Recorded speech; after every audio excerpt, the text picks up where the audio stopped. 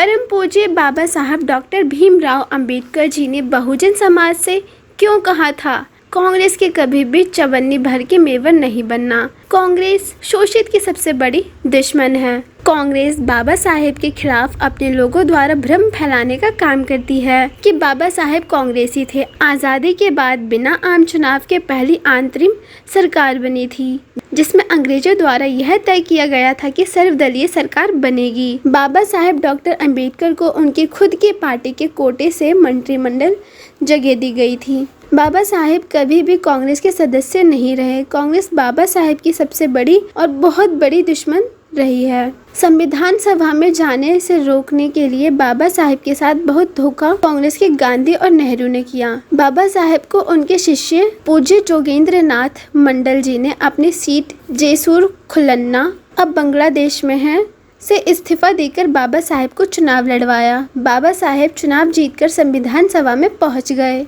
अब शोषित वंचित समाज के सबसे बड़े दुश्मन गांधी ने चाल चली।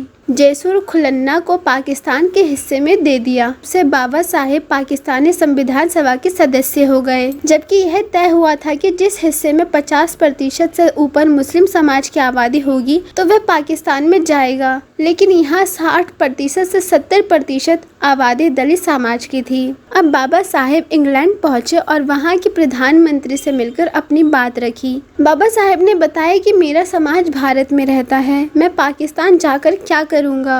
अंग्रेजी सरकार ने नेहरू गांधी को फटकार लगाते हुए चेतावनी दी कि बाबा साहेब को भारत की संविधान सभा में लेने के लिए जैसूर खुलन्ना को भारत में शामिल करो। अब कांग्रेस और गांधी ने सोचा कि जैसूर खुलन्ना को भारत में मिलाएंगे तो दलित समाज की बड़ी संख्या भारत में मिल जाएगी।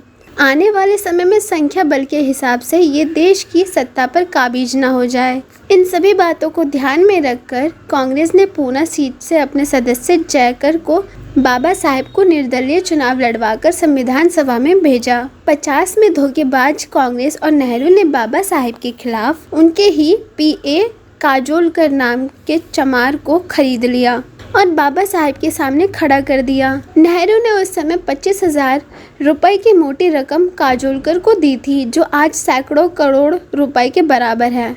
बाबा साहेब को काजोलकर ने चुनाव में हरा दिया।